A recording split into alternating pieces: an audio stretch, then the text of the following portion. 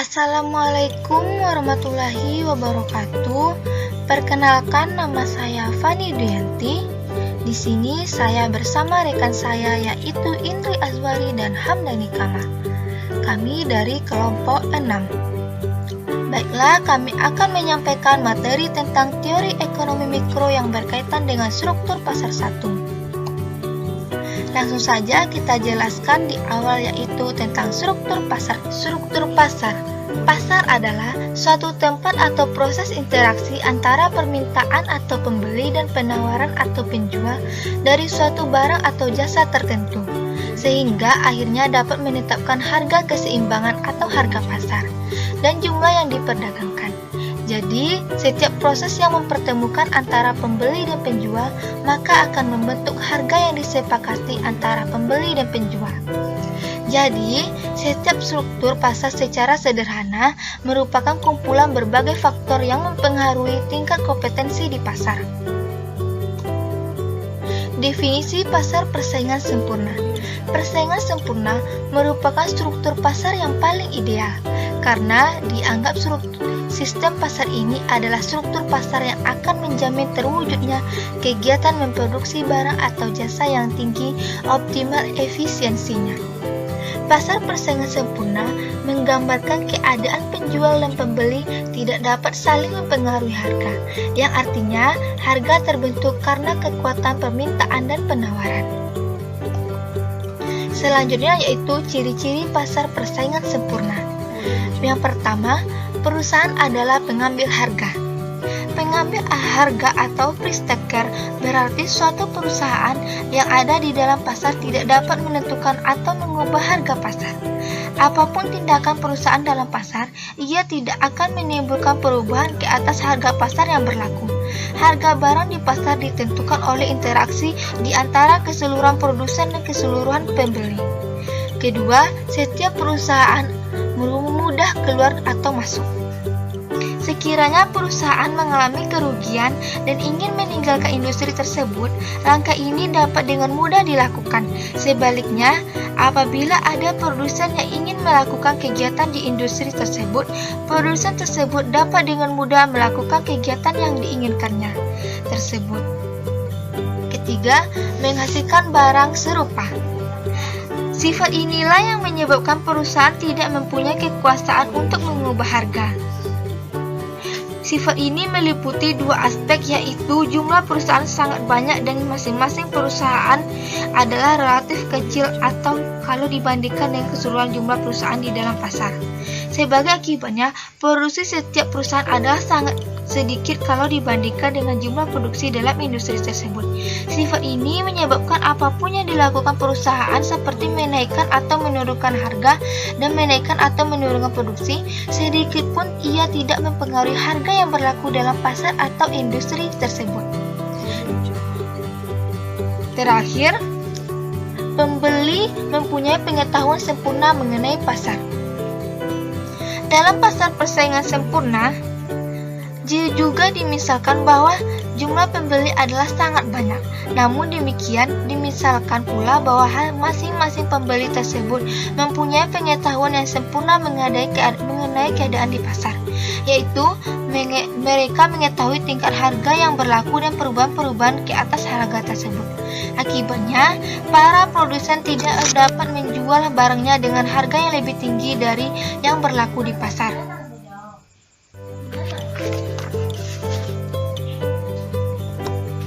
Grafik pemaksimuman keuntungan jangka pendek. Grafik pemaksimuman keuntungan oleh suatu perusahaan dapat ditunjukkan dengan dua cara, yaitu dengan grafik yang menggambarkan biaya total dan hasil penjualan total, dengan grafik yang menunjukkan biaya marginal dan hasil penjualan marginal. Yang pertama kita bahas itu tentang pendekatan biaya total dan hasil penjualan total.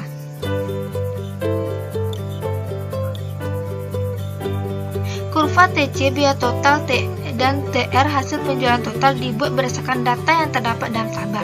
Kurva TC bermula di atas kurva TR dan ini terus berlangsung sehingga tingkat produksi hampir di unit. Keadaan di mana kurva TC berada di atas kurva TR menggambarkan bahwa perusahaan mengalami kerugian. Apabila dibuat garis tegak di antara TR dan TC, garis tegak yang terpanjang yaitu pada keadaan di mana produksi adalah 7 unit, menggambarkan keuntungan yang paling maksimum. Apabila produksi mencapai 10 unit atau lebih, kurva TC telah berada di atas kurva TR kembali, yang berarti bahwa perusahaan mengalami kerugian. Yang kedua, yaitu pendekatan biaya marginal dan hasil penjualan marginal. Cara yang kedua yaitu mencari keadaan di mana MC sama dengan MR ditunjukkan dalam gambar, seperti halnya dengan kurva-kurva dibuat berdasarkan kepada angka-angka yang terdapat dalam tabel. Kurva-kurva yang dibuat adalah AVC, AC, MC, dan MR. Kegiatan perusahaan mencapai keuntungan maksimum apabila pada jumlah produksi yang digambarkan dalam tabel tercapai keadaan di mana MC sama dengan MR. Dengan demikian, perusahaan mencapai keuntungan maksimum apabila produksi adalah sebanyak 7 unit.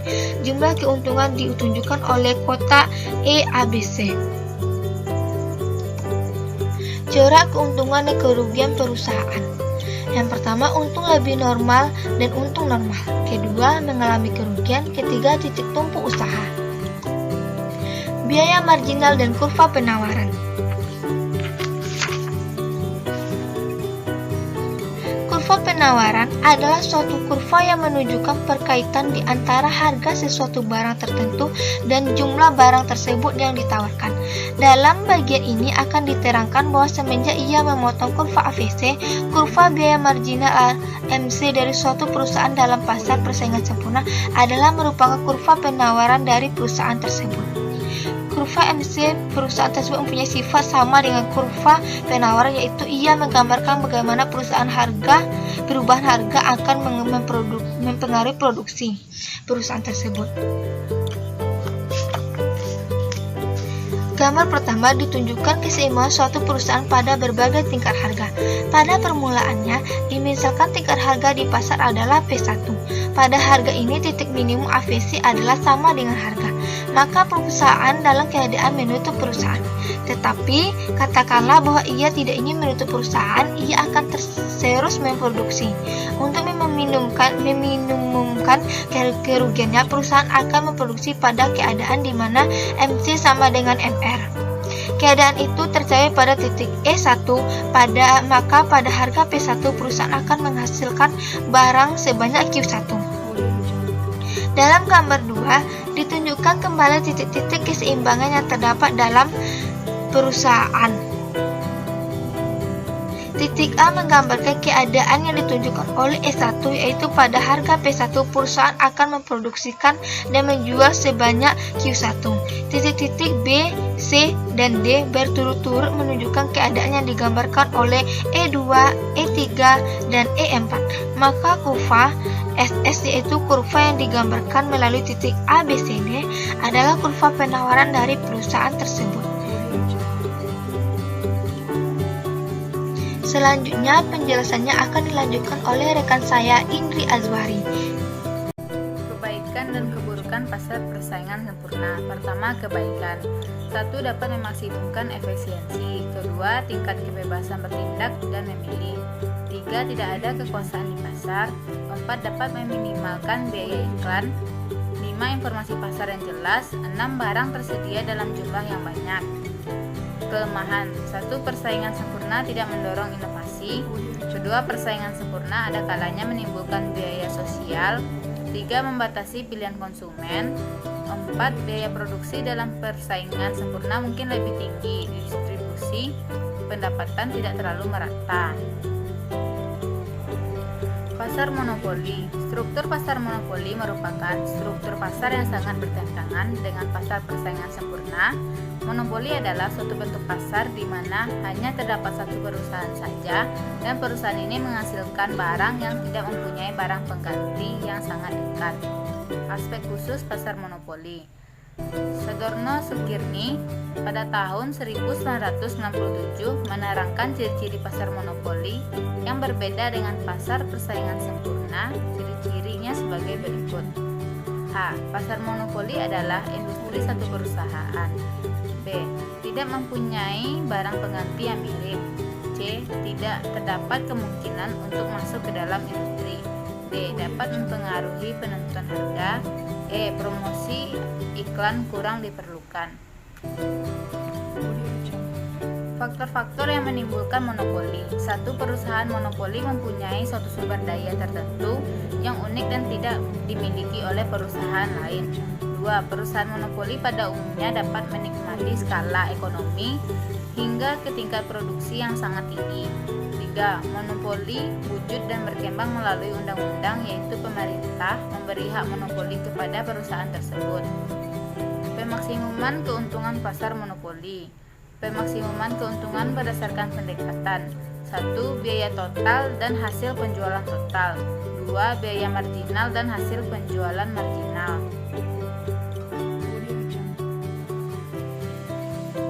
Monopoli dan kurva penawaran. Kurva penawaran menunjukkan hubungan di antara tingkat harga dan jumlah barang yang ditawarkan. Di dalam perusahaan monopoli atau perusahaan dalam pasar lainnya yang kurva permintaan ke atas, hasil produksinya bersifat menurun dari kiri ke kanan bawah. Kurva penawarannya tidak dapat ditunjukkan karena tidak terdapat sifat hubungan yang tetap di antara harga dan jumlah yang ditawarkan atau diproduksikan oleh perusahaan tersebut. Monopoli dan diskriminasi harga. Ada kalanya terbuka kemungkinan kepada perusahaan monopoli untuk menjual barangnya di dalam dua pasar, misalnya pasar dalam negeri dan luar negeri, yang sangat berbeda sifatnya. Biasanya sifat di kedua pasar itu juga sangat berbeda. Untuk memaksimumkan keuntungan, perusahaan monopoli dapat menjalankan kebijakan diskriminasi harga. Penentuan harga di setiap pasar. 1. Pasar dalam negeri. Kurva permintaan dan hasilnya penjualan marginal adalah seperti grafik 1. Perusahaan luar negeri yang kurva permintaannya dan hasil penjualan marginalnya adalah seperti grafik 2. Berikut grafik kebijakan diskriminasi harga. Syarat diskriminasi harga. 1. Barang tidak dapat dipindahkan dari satu pasar ke pasar lain. 2. Sifat barang atau jasa itu memungkinkan dilakukan diskriminasi harga barang. 3. Sifat permintaan dan elastisitas permintaan di masing-masing pasar haruslah sangat berbeda. 4. Kebijakan diskriminasi harga tidak memerlukan biaya yang melebihi tambahan keuntungan yang diperoleh tersebut. 5. Produsen dapat mengeksploiter beberapa sikap tidak rasional konsumen. Pengendalian harga dan penilaian pasar monopoli. Monopoli alamiah adalah perusahaan yang terus-menerus menikmati skala ekonomi hingga pada tingkat produksi yang sangat banyak jumlahnya. Berarti A, C terus-menerus turun hingga ke tingkat produksi yang sangat tinggi. Penilaian pasar monopoli. 1. Efisiensi kegiatan monopoli. 2. Perkembangan teknologi dan informasi. 3. Monopoli dan kesejahteraan masyarakat. Kebaikan perusahaan monopoli. 1. Apabila menikmati skala ekonomi, biaya produksi lebih murah daripada di firma pasar persaingan sempurna dan tingkat produksi lebih besar. 2. Mutu barang semakin meningkat dan harganya semakin murah apabila perusahaan terus-menerus melakukan pengembangan dan inovasi. 3. Kesejahteraan masyarakat dapat ditingkatkan apabila monopoli dapat terus menghasilkan barang yang lebih murah dan lebih baik dan bermutu. Keburukan apabila pasar monopoli tidak berkembang. 1. Harga barang lebih mahal dan tingkat produksi lebih rendah di pasar persaingan sempurna. 2. Barang yang dihasilkan tidak banyak mengalami perubahan. 3. Kesejahteraan masyarakat lebih buruk daripada yang diwujudkan oleh pasar persaingan sempurna. Sekian, terima kasih.